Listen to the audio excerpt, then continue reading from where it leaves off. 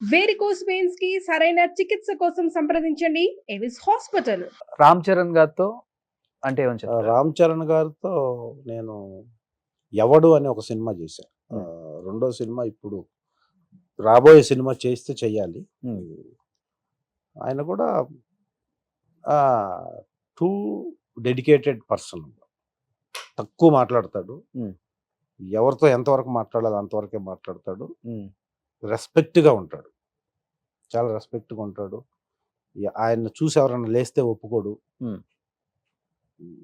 చాలా అంటే మనకి ఉన్న ఇప్పుడు పవన్ కళ్యాణ్ గారి లాగా ఎదుట ఉన్న వ్యక్తి కూడా నాలాంటి మనిషే కదా అన్న ఫీలింగ్ ఎప్పుడూ ఉంటుంది.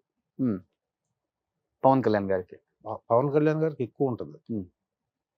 అంటే మన మీద చెయ్యి వేయాలి లేకపోతే కాలు వేయాలి, ఫైట్లో కాలుతో కొట్టాలి అంటే దానికి ముందు ఒక 3-4 సార్లు అన్నా సారీ నువ్వు చేయగల, నేను ఇలా చేస్తాను, నువ్వు అలా పడతావు, చేయగలవా, చాలా అంటే ఎదుటి మనిషి చేసేదాని వల్ల వచ్చే డిఫెక్ట్లు కూడా ముందే ఎక్స్పెక్ట్ చేసి నువ్వు ఇలా పడితే ఎలా ఉంటుంది, నువ్వు చేయగలవు కదా, లేకపోతే చెప్పేసేయండి ఫైట్ మాస్టర్కి నేను ఇలా ఈ కాల్ టచ్ అవుద్ది, సారీ ఏమనుకోవద్దు అని చెయ్యక ముందు 1-2 సార్లు, చేసిన తర్వాత 1-2 సార్లు చెప్తాడు. గ్రేట్ కదా.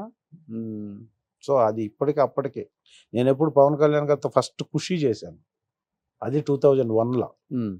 తర్వాత కాటమరాయుడు చేశాను, గబ్బర్ సింగ్ 2 చేశాను. ఇప్పటికీ అదే బిహేవియర్. ఓకే, ఆ బిహేవియర్ ఉండబట్టే ఈరోజు డిప్యూటీ చీఫ్ మినిస్టర్ అయ్యారు. నెక్స్ట్ చీఫ్ మినిస్టర్ అయ్యే ఛాన్సెస్ కూడా ఉన్నాయి అని చెప్పేసి వింటూనే ఉన్నాం మనం. గ్రేట్. బట్ మీరు అన్నట్లుగానే ఈ విలన్ తో ఎప్పుడు కాంబినేషన్స్ ఉన్నప్పుడు హీరోకి కొట్టుకునేటప్పుడు కావచ్చు, లేకపోతే కింద పడే సీన్స్ కావచ్చు, లేకపోతే తెలియకుండా దెబ్బలు తగిలే కావచ్చు, ఎక్స్క్యూజ్ అడుగుతారు హీరోస్ కూడా.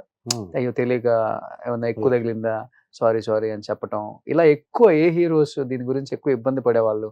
కాల్తో తనే సీన్స్ ఉంటాయి, కొన్ని మనం న్యాచురల్ గా చేయాలి, తప్పదు. ఎక్కువ ఏ సినిమాలప్పుడు ఏ హీరోలతో ఎక్కువ ఇబ్బందులు పడేవాళ్ళు మీరు? ద్రోణ అనే ఒక సినిమాలో నితిన్ గారికి నాకు ఫైట్ ఉంటుంది. Okay, Drona cinema. దాంట్లో బ్యాక్ నుంచి వచ్చి నేను షోల్డర్ మీద ట్యూబ్ లైట్స్ తో కొట్టాలి. ఓకే, షోల్డర్ మీద ట్యూబ్ లైట్ తో కొట్టాలి బ్యాక్ నుంచి వచ్చి. అది లాస్ట్ మినిట్ లో టెన్షన్ గా ఫైట్ మాస్టర్ ఏం చేసింటే దాంట్లో ట్యూబ్ లైట్ కి గ్యాస్ ఉంటుంది, గ్యాస్ ని రిమూవ్ చేసి ట్యూబ్ లైట్ ఇస్తారు మనకి. ఆ టైం అయిపోతుంది, లాస్ట్ 5:30 అయిపోయింది, లైట్ పోతుంది, కానీ అని చెప్పేసి గ్యాస్ తీయకుండానే ఇచ్చారు నాకు ట్యూబ్ లైట్. ఓకే, నేను ఇక ఆ టైంలో అందరూ చెయ్యలు ఏం కాదన్నప్పుడు కొట్టాను. కొడితే ఒక పీస్ వెళ్ళిపోయి ఇక్కడి నుంచి ఇలా క్రాస్ చేసి వెళ్ళిపోయింది నితిన్ గారికి. లోపలికి ఇలా వెళ్ళిపోతే ఫ్యాక్షన్ ఆఫ్ సెకండ్స్ ఇట్లా వంగితే అలా బ్లడ్ గారిపోయింది, మొత్తం కోసేసింది. ఇక్కడ కట్ చేస్తే అసలు నాకు చేతిలో ఇంజూరీస్ అయింది, కొంచెం అటు ఇటు ముక్కలు, ఏం అర్థం కాలేదు. ఇంకా అలా వంగితే అలా కారిపోతుంది. ఇమీడియట్ గా హాస్పిటల్కి షిఫ్ట్ చేశారు. హాస్పిటల్ అది ఎంతవరకు తెగిందని చెప్పి. ద్రోణ సినిమా దగ్గర 15-20 డేస్ బ్రేక్ షెడ్యూల్ ఒక్క సీన్ వల్ల. అపోలో హాస్పిటల్కి నితిన్ గారికి షూటింగ్ లో యాక్సిడెంట్, అపోలో హాస్పిటల్కి తరలింపని మేము రామోజీ ఫిల్మ్ సిటీ గేట్ బయటికి రాకముందే స్కోలింగ్. ఓకే, టీవీలో.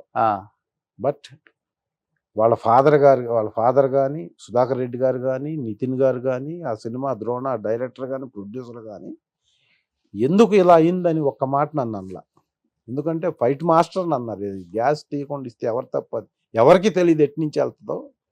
కాబట్టి నేను తర్వాత సుధాకర్ రెడ్డి గారి సినిమా నేను మొన్న మాచర్ల నియోజకవర్గం చేశాను, వాళ్ళ సొంత బ్యానర్. గుర్తొచ్చుంటుంది tube light. అప్పుడే నేను వెళ్ళి సారీ ఇలా నువ్వేం చేస్తావు, అది బై మిస్టేక్ జరిగింది, ఎవరు ఏం చేయలేరు దానికి. ఓకే, తర్వాత చేయండి మళ్ళా సినిమా షూటింగ్కి వచ్చి చెప్పాను. మొన్న మాచర్ల నియోజకవర్గం కూడా ఆయనకి గుర్తు చేస్తే ఆ మార్క్ ఇంకా ఉంది. అవును, అదే గుర్తుంది నాకు కూడా. సుమన్ టీవీలో మీ పర్సనల్ అండ్ బిజినెస్ ప్రమోషన్స్ కోసం కింది నెంబర్కి కాంటాక్ట్ చేయండి.